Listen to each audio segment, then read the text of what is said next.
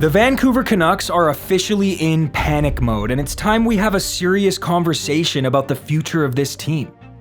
Is what I would say if I was an idiot.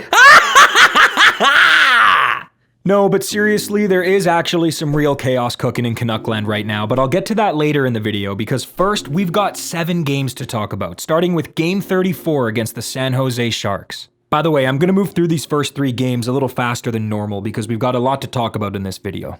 This was Vancouver-born first overall draft pick Macklin Celebrini's first time playing against the team he grew up cheering for, a stark contrast to the last time he was in this building just 7 months earlier cheering on the Canucks as a fan from the stands during the playoffs. His older brother Aiden, who if you didn't know was actually drafted by the Canucks back in 2023, was also at this game sitting in a front row seat right behind the Sharks bench watching on as his younger brother lived out his childhood dream. The other Sharks youngster and future star, William Eklund, got Myers still needed to answer the bell and pay for what he did to Eklund, so he challenged Myers to a fight and they kinda just hugged it out. And then Quinn Hughes set Brock Besser up for his 11th of the season, tying the game at 1. Nice. Phil DiGiuseppe was sent flying, Carson Soucy made a great defensive play.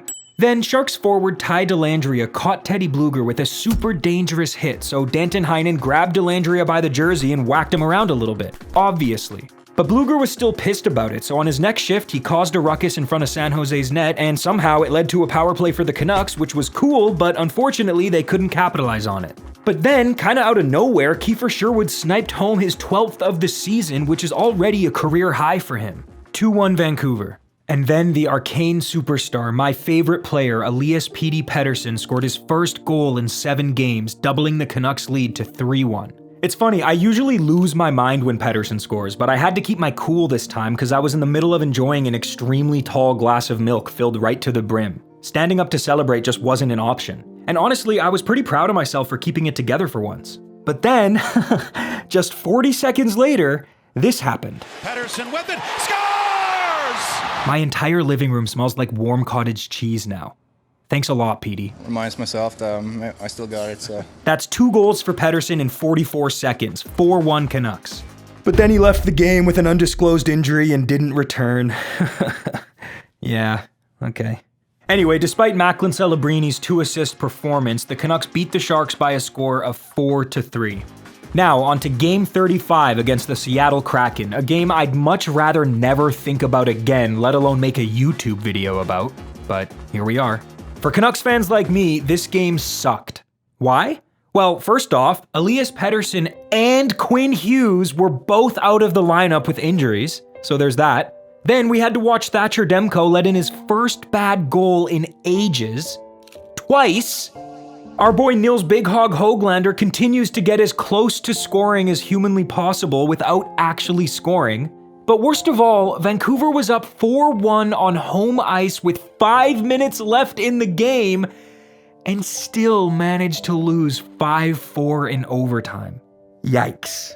The good news? A 5-4 overtime loss 3 days after Christmas isn't the worst thing in the world, it's just the way they lost that really stings. Honestly, I would have much rather just slept through this game instead of letting it ruin my Christmas, and luckily sleeping is no issue for me anymore thanks to the sponsor of today's video, Manta Sleep. Manta makes sleep masks for people who actually want to sleep, like really sleep. Their masks give you 100% blackout, an adjustable fit, and ultimate comfort, even if you're a side sleeper. I've been using mine every single night and it's been so helpful. It feels like shutting off the arena lights after a big win. Total darkness, pure bliss. If you're ready to sleep like a goalie after a shutout, calm and unbothered, grab your Manta sleep mask today and use my code NUCK10 for 10% off at checkout. Again, click the top link in the description of this video and use code NUCK10 for 10% off at checkout. Your future well-rested self will thank you. Now, on to Game 36 against the Calgary Flames. This was an emotionally charged game. These two teams are really starting to hate each other again. It's beautiful. Big Hog crushed Braden Pahal, Jonathan Huberdeau bonked Connor Garland, Eric Brandstrom dropped the gloves with Ryan Lomberg, Kevin Ball had the balls to challenge JT Miller to a fight, Lomberg dropped the gloves again, this time with Derek Forbort. Like I said, these two teams are falling in hate with each other again, and it's beautiful to watch because the early 2000s beef between the Canucks and Flames made me who I am today. Other notable moments from this game include Eric Brandstrom doing his best to fill the void of Quinn Hughes, Brock Besser scoring his 4th goal of the video, Big Hog failing to capitalize on yet another solid scoring chance, And something I don't think I've ever seen before, Rasmus Andersson getting away with 2 penalties at the same time. He was holding Besser's stick while hooking Tyler Myers. I was more impressed than I was angry, to be honest. But that feeling didn't last long because just 30 seconds later, Nazem Kadri scored what ended up being the game-winning goal, and with an empty netter, the Canucks lost 3-1 to the Calgary Flames. It wasn't the best way to end the year, but at least it was fun to watch. So, that's good. Anyway, on to Game 37, a much-needed rematch against the Seattle Kraken. Now, the Canucks weren't in any better shape than they were a few days prior when they last played the Kraken. Still no Elias Pettersson, still no Quinn Hughes. That said, there was a change in the lineup for this game, and honestly, it caught me off guard. Eric Brandstrom was scratched and replaced by Guillaume Brisebois, a guy who hadn't played an NHL game in 644 days. And Brisebois looked alright. I mean, I didn't really notice him, which I consider a positive given the context, but I can't lie, I was confused by the decision to sit Brandstrom. I thought he was doing a pretty good job driving play the last few games, and with Quinn Hughes out of the lineup, having someone like Brandstrom who can move the puck on the back end seems like a no-brainer to me. But I'm sure Rick Tocchet and the rest of the coaching staff had their reasons. I just don't know what they are, and that's fine. Anyway, this game started with Thatcher Demko letting in another bad goal. That's 3 in his last 2 starts. But before we start panicking, let's not forget how consistent he's been since taking over the Canucks crease back in 2020. Bad goals happen, even to the best goalies in the history of the sport, so I think we can give him a break here. Plus, it's all about how you respond, and Thatcher responded in classic Demko fashion, making killer save after killer save until he collided with Noah Juleson and was forced to leave the game with an injury halfway through the second period. Yeah, more on that later. Max Sasson scored his second career goal to tie the game at 1s. Then Phil DiGiuseppe sent Connor Garland in on a breakaway, and on that breakaway, Garland deked the Kraken netminder Phil Grubauer right out of the stadium for his 10th goal of the season, 2-1 Vancouver. Then JT Miller set Tyler Myers up for his second goal of the season to make it 3-1 Canucks. Meanwhile, Kevin Lankinen was stopping everything Seattle threw at him. Since replacing the injured Demko in the second period, he had been absolutely lights out. This guy is so good.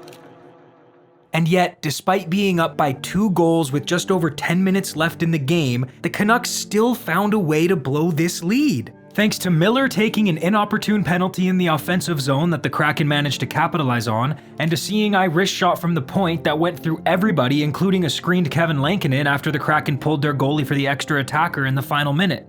Both teams failed to score in overtime, so it went to a shootout, and thanks to a goal from JT Miller and 3 wicked saves by Lankinen, the Canucks managed to escape Seattle with a win, but still, they handed one of their division rivals a point, and I ruined another good pair of pants. So, yeah.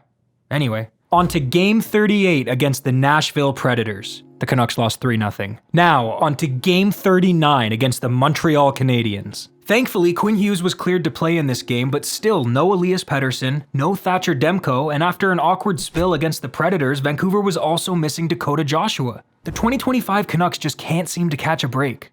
The future 90-goal scorer Jonathan Lekkerimäki was called up from Abbotsford to fill the empty roster spot left by the injured Joshua, and here he is on his first shift getting absolutely creamed by Caden Gooley. Both teams were throwing their weight around all period. Gooley hit Pius Suter, JT Miller crushed Lane Hudson, or as I like to call him, Diet Quinn Hughes. Struble flattened Jake DeBrusk. And thanks to goals from Cole Caufield for the Canadiens and JT Miller for the Canucks, the game was tied 1-1 after 20. And then, in the second period, Jonathan Lekkerimäki took over the game. Here he is breaking in on a partial breakaway, fanning on the shot, but still picking up a primary assist thanks to JT Miller knocking in his second of the game, 2-1 Canucks. And then here he is breaking in on a 2-on-1 with Tyler Myers and absolutely sniping one past Montreal goalie Sam Montembeault. That's 2 points for Lekkerimäki in just 20 seconds. Now that's what I call a Mackey roll.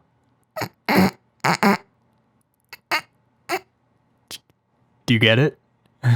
like a Lekkerimäki roll, like sushi. Whatever. 3-1 Canucks. Kevin Lankinen was in net for this one, and he was playing phenomenally well, which I've just come to expect at this point, to be honest. I don't know how the Canucks got this guy, but he is an amazing goalie. Caden Gooley scored. 3-2 Canucks. Tyler Myers broke in on a breakaway but hit the post. Kirby Dach scored. 3-3 tie game. And then, as if he heard me call him Diet Quinn Hughes, Lane Hudson banked one in off Quinn Hughes to give his team the lead. 4-3 Canadiens. But then Tyler the Chaos Giraffe Myers crushed Cole Caufield, and for the record, there was nothing illegal about this hit, but still, Caufield was pissed that the refs didn't call anything, so he got up and threw a little temper tantrum, and hilariously, the refs gave him a penalty for it, and on the ensuing power play, Jake DeBrusk scored thanks to this incredible pass by Justin Timberlake Miller, and the game was all tied up again. By the way, that was Miller's 4th point of the night. Nice. 4-4 tie game, time for overtime. Montreal scored on the power play because in the final minutes of the third period, Niels Höglander got called for interference after losing his stick.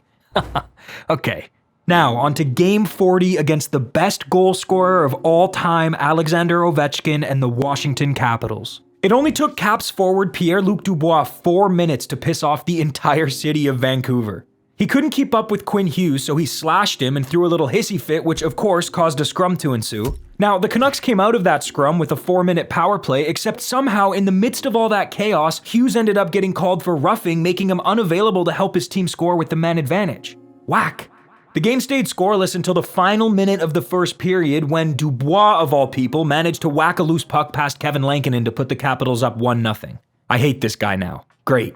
Hughes was so good in this game, and he just keeps getting better. He's constantly all over the ice, making things happen offensively, shutting things down defensively. It is such a privilege that we get to watch this guy on a regular basis. What a player. Jonathan Lekromacki was in the lineup for a second game in a row, and I thought he looked even better than he did last game against the Canadiens. While he didn't tally any points in this one, he did look a lot more confident with the puck on his stick, which is a great sign considering how offensively dominant this kid's been in every other league he's played in so far. By the way, this game reeked of beef ever since P.L. Dubois went after Quinn Hughes in the first period. These two teams hate each other now, and I love it. It was a hell of a game. In fact, fellow Canuck content creator Diener HD and I hopped on a call right after it ended to talk about it. And you can listen to that on the latest episode of the Nuckhead podcast, but don't leave now, just click the link that pops up at the end of this video. Anyway, in the final minute of the second period, during a Canucks power play, Connor Garland potted his 11th of the season, tying the game at 1, and after a scoreless third period, we were headed to yet another 3-on-3 overtime. I'm beginning to despise regular season overtime. Why? Because for whatever reason, the 2025 Canucks just can't seem to find a way to win during it, and it's making me want to cut both my legs off. Even with Kevin Lankinen standing on his head, Vancouver still couldn't get it done. And of course, it was Pierre-Luc Dubois who got the winning goal! That's it, my legs are coming off.